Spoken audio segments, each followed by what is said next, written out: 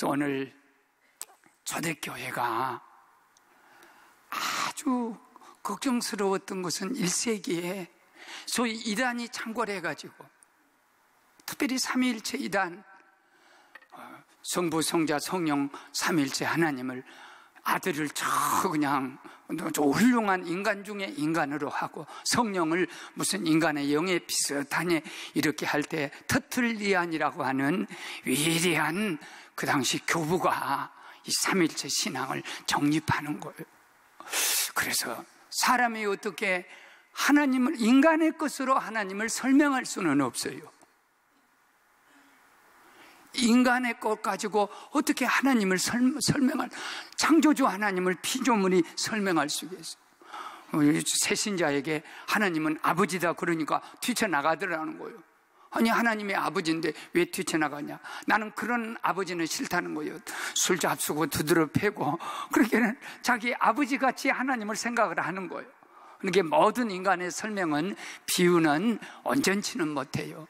목사님은 한 사람이지, 사람 일체는 돼야 한 사람인데, 교인 앞에 가면 목사님이 되고, 남편 앞에 가면 아내 되고, 자식 앞에 가면은 아버지 되고. 근데 삼위만 있는 게 아니라 세 가지 인격만 있는 게 아니라, 또 글 쓰는 데 가면 시인이 되지, 또 무슨 학교 가면 이사가 되고 이사장이 되지. 그러니까 이게 온전하게 설명할 수 없는, 계란 껍질이 있고 흰자가 있고 노란자가 있어서 이것이 삼위일체를 설명한다. 그러면 껍질이 어떻게 생명이 되냐 말이에요. 설명도 안 되고, 물 있고 또 그 수증기가 있고 얼음이 있다, 다 물이다. 그렇지만 그런 걸 가지고 어떻게 하나님을 설명을 해요? 영혼이 있고 육체가 있고 정신이 있다. 일체는 설명이 되지만 나머지 설명 안 돼. 또 자칫하면요, 세 분이다 그러면 성령님도 하나님이시고 예수님도 하나님이시고 또 아버지도 하나님이, 세 분이 하나가 되신다 그러면 이걸 가지고 삼신론이 또 나왔어요. 신은 세 분이다, 그래서 하나로 뭉쳐진다. 인간의 방법으로 한 삼위일체를 설명할 수는 없어요. 그런데 아주 귀하게 창세기에서도 삼위일체를 설명을 하고, 세례 줄 때도 아들과 아버지와 성령의 이름으로 세례를 주라 했고, 오늘 교회에 대해서도 삼위일체 하나님을 가장 정확하게 설명한 성경이 오늘 행정목사님이 읽어주신 말씀인 줄로 믿습니다. 아버지, 아들, 성령, 이해할 수는 없지만 터트리아니, 그러니까 이 삼위일체 교리를 말하면서 인간의 것으로 어떻게 전능하신 하나님을 설명할 수 있겠냐? 불합리하고 불가능하고 언더스탠드, 이해할 수 없는 하나님이기 때문에 나는 믿는다, 그렇게 결론을 내린 이 말씀의 생명. 아버지는 뭘 하시냐? 창세 전에 우리를 택하여 주셨다. 세상 만들기 전에 우리를 선택해 주셨다. 제가 신학교 들어가서 이 책 한 권을 읽고, 신학교에 있는 책을 내가 다 사버려서 다 생각할 만큼 제 인생에 많은 신학 공부에 감동을 주었던 책이 하나 있어요. 지중해, 그 스토리의 내용은 그거예요. 지중해 성주가 애를 낳는데 쌍둥이를 낳았어요. 사내아이와 여자아이 쌍둥이를 낳았어요. 그리고 그 쌍둥이 어머니가 세상을 떠났어요. 성주 아버지가 그 쌍둥이를 잘 기르는데 엄마의 보육이 부족해서 그런지 두 아이가 사춘기가 됐을 때 불장난으로 거기서 임신을 했어요.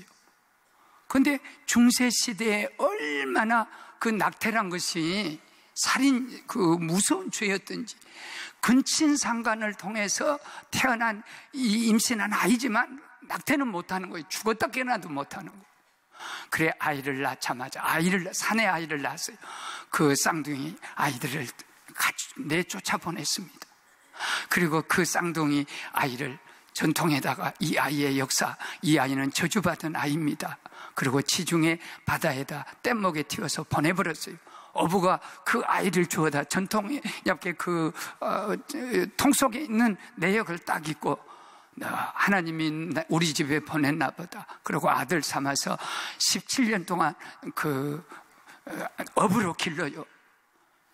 그 통 속에 있는 자기 비밀을, 출생의 비밀을 안 그가 저 지중해 소위 그레고르우스 기도원에, 수도원에 들어가서 그 수도사 밑에서 자기 인생을 속죄하려고 가는 거예요. 그런데 바로 가기 전에 어느 성주가 여자 성주인데 남자 그 성주가 와서 강권하지 거의 죽이려는 거예요. 그러니까 그 여자 성주를 잘 보호해가지고 성을 지켜주었어요. 그리고 그 여자 성주하고 결혼했습니다. 딸 둘을 낳았어요. 역사를 알고 보니까 자기를 낳아준 어머니예요. 하늘을 우러본 그 그레고리우스가 나는 왜 이중으로 쌍둥이 아버지 어머니 속에서도 근친 상간으로 태어났지. 내가 어떻게 어머니를 범해서 이 역사는 있을 수 없는, 너무나도 두렵고 떨려서 지중해 그레고리우스 수도원에 들어가서 수도원장 밑에서 공부하고 자기를 속죄하다. 지중해 가면 이런 큰 섬이 있어요. 그 섬 중에서도 또 호수 가운데 큰 바위가 있어요. 그 바위에 올라가서 17년을 속죄를 하는 거예요. 교황이 세상을 떠나고 또 새로운 교황을 선출해야 하는데 안 되는 거예요. 그런데 추기경이 꿈을 꾸고 그 몇 사람이 동시다발로 꿈을 꿔요. 앞으로 새로운 교황은 저 지중해에서 17년을 수도하는 수도사를 모셔다가 교황을 세워야 한다. 그래가지고는 이제 말을 가지고 거기를 도착해 보니까 아무도 몰라요. 어부에게 물었습니다. 혹시 17년 전에 저 수도원 속으로 들어간 사람을 봤느냐? 내가 본 것 같다. 그래 가보니까 사람은 없고 그 동굴 같은 바위 위에 고슴도치만지락 털이 완전히 푸석해 있는 사람이 아니에요.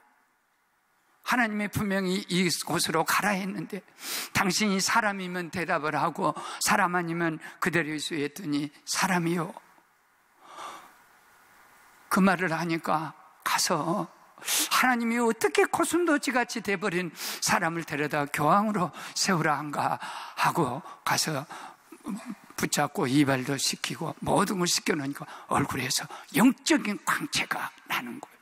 17년을 거기 엎드려서 속죄한 속죄자의 한 모습이에요.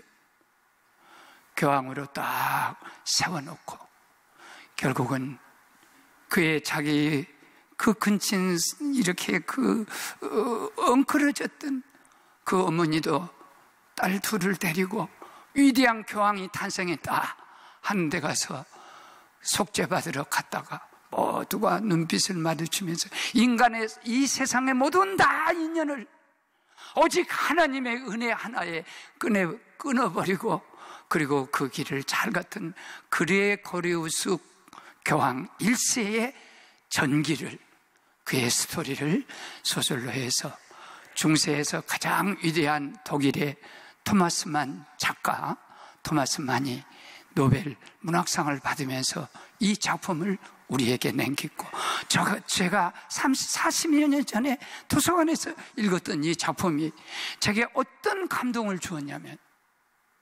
토마스만은 독실한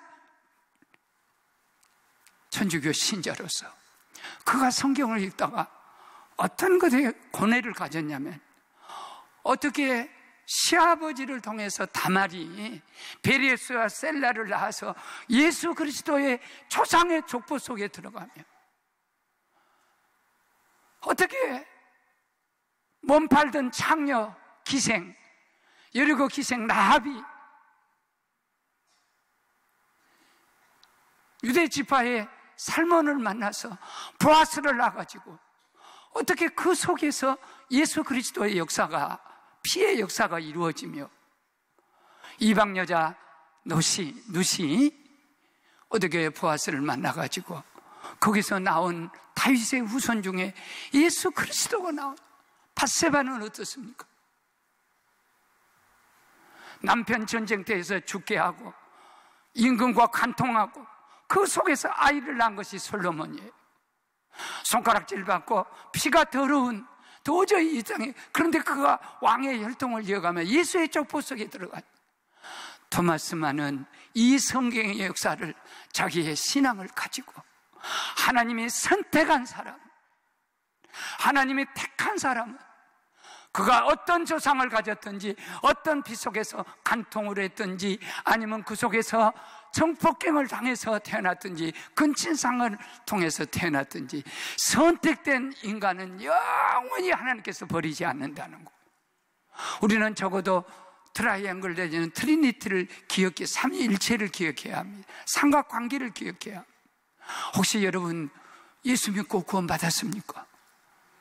할렐루야. 그건 세 가지 앵글 속에 들어가는 거예요. 첫째는 하나님이 선택하지 않은 사람은 절대 구원 못 받습니다. 예수님도 마태복음 22장 14절에서 사람을 많이 초청을 했어요. 그랬더니 임금 잔치라 이 사람도 오고 저 사람 초청이 안 오니까 아무나 데려오라고 했어요. 아무나 다 초청을 했어요. 그때 주님이 뭐라고 말씀했습니까?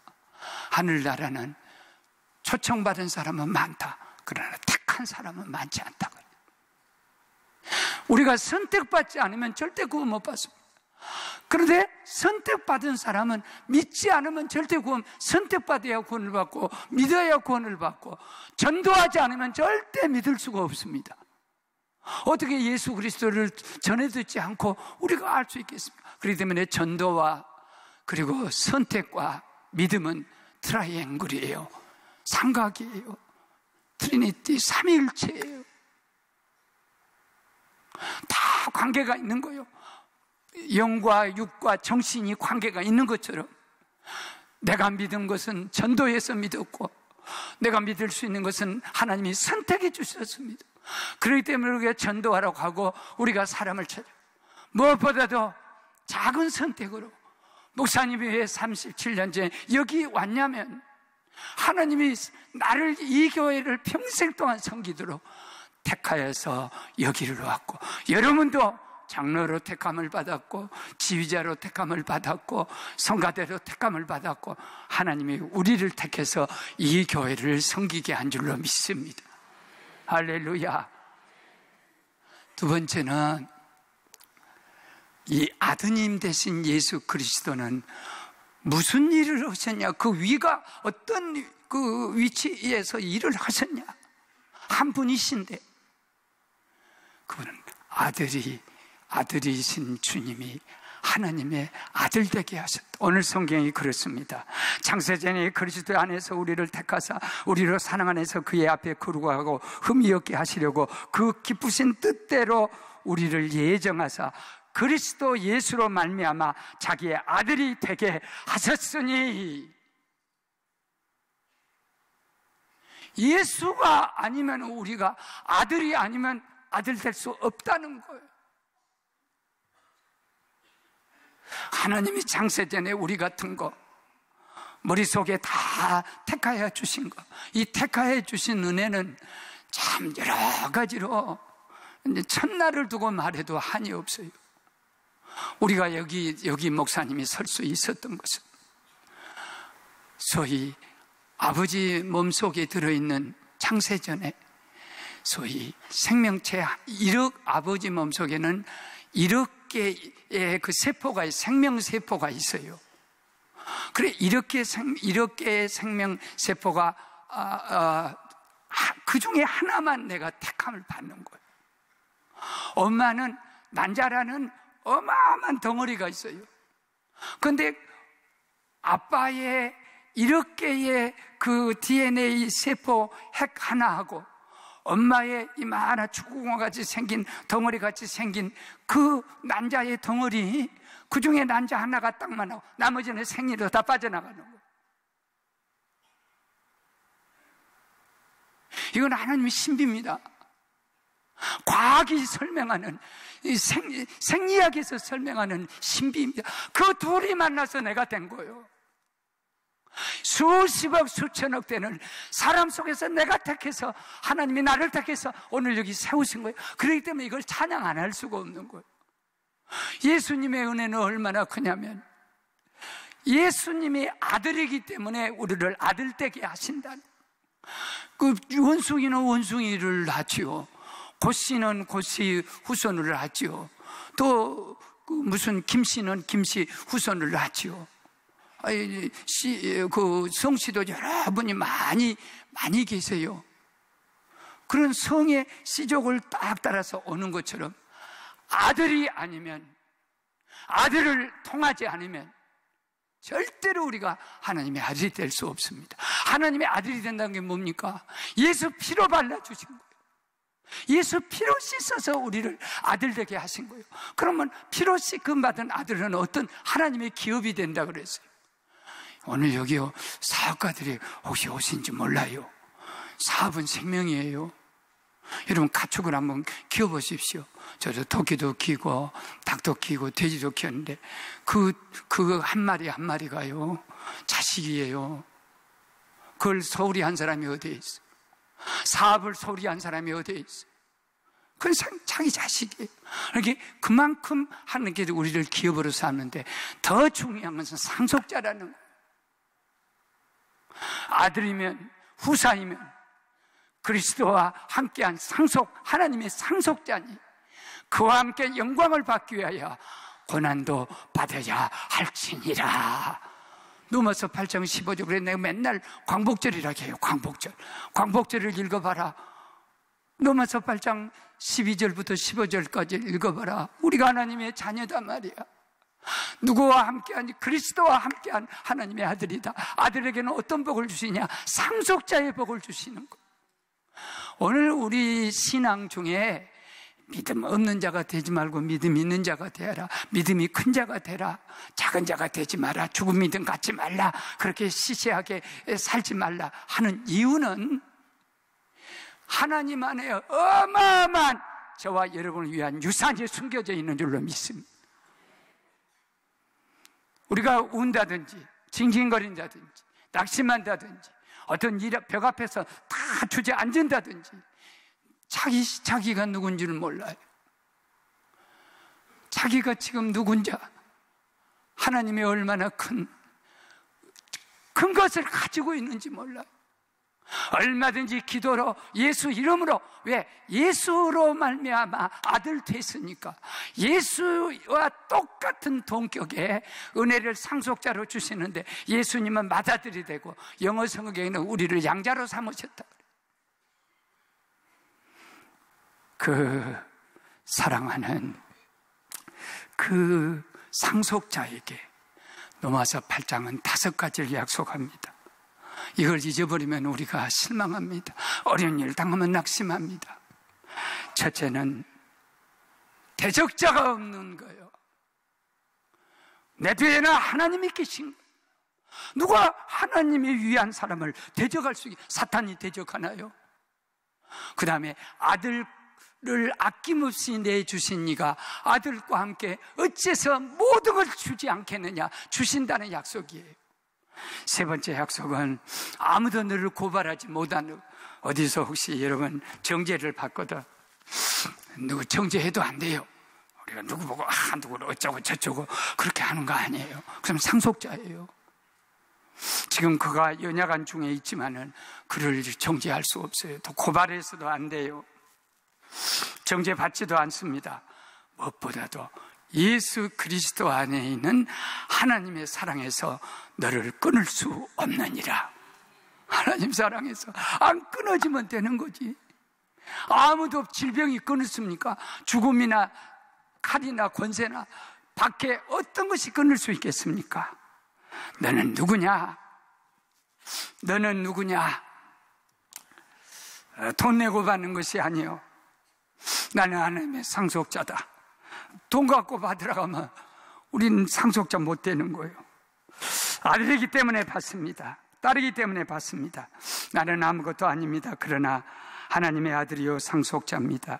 이건 눈 못 뜨면 세상에 낙심하기 쉽고 절망하기 쉽고 허덜타령하기 쉽습니다. 사랑하는 여러분, 당신은 사랑받기 위해 태어난 사람이라는 이 복음성가가 상당히 많은 반향을 일으켰어요. 많은 사람들에게 위로를 주었습니다. 그런데 당신은 사랑받기 위해 태어난 사람, 우리는 어떤 일이든지 긍정적으로 표해야 돼요.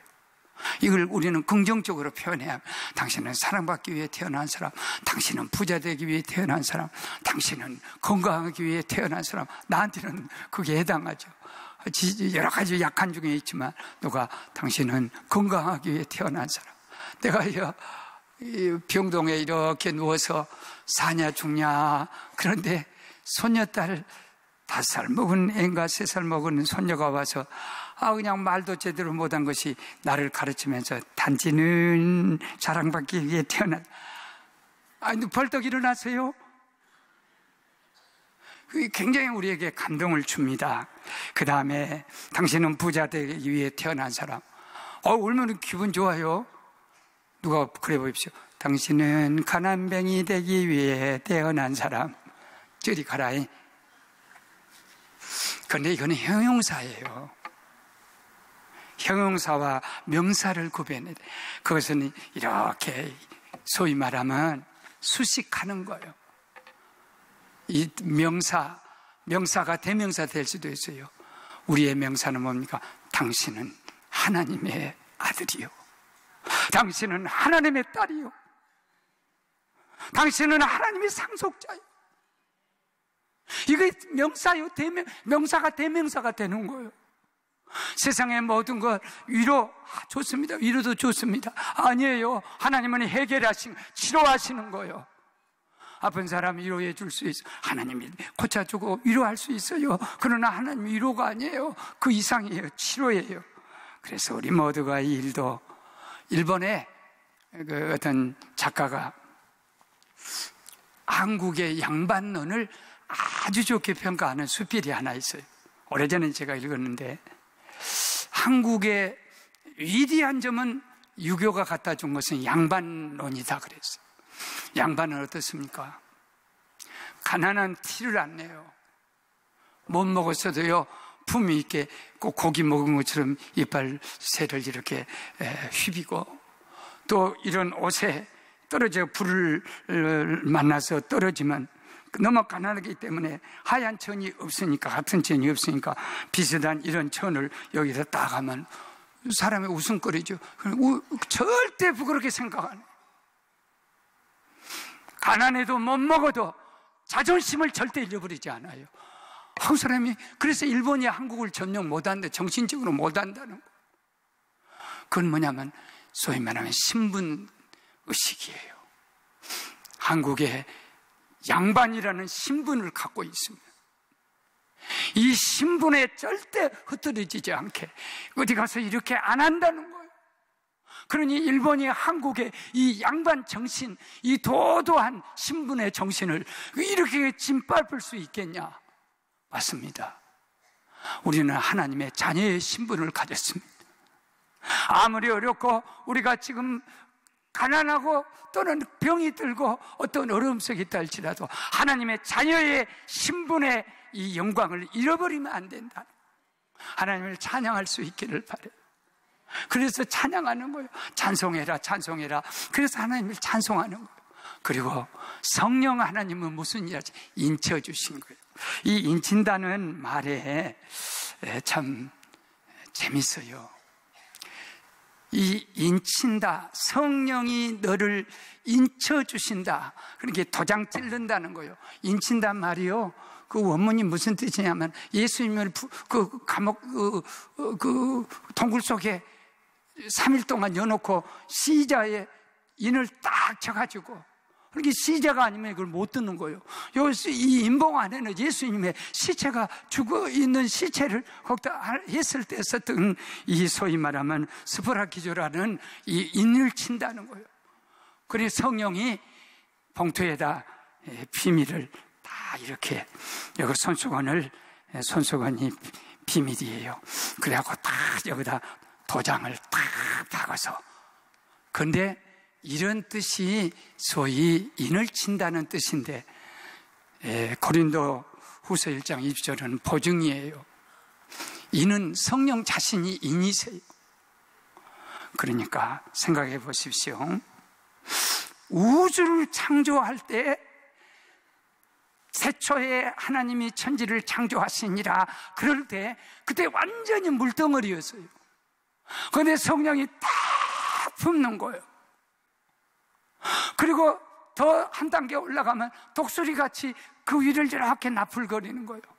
내가 너희를 광야를 지나갈 때 독수리 날개로 너풀거리며 너를 지켜봤고 암탉이 병아리를 품듯이 내가 너희를 얼마나 품으려고 했느냐, 그러나 너희가 그걸 거절했다. 그러니까 우주는 하나님의 품속에 있는 거예요.